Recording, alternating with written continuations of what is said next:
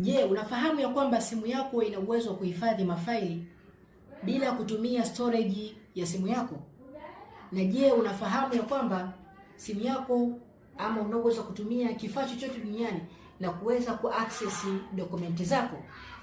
Ambatana na mimi mpaka mwisho wa video hii kwa ajili ya kuonyesha wewe jinsi gani ya kuweza kufanya hivi vyote. Smartphone nyingi sana za miaka ya karibuni zimekuwa na teknolojia hii ya cloud computing na zimekuwa na pre-installed ya app mbili muhimu sana, yani Google Drive pamoja na Microsoft OneDrive.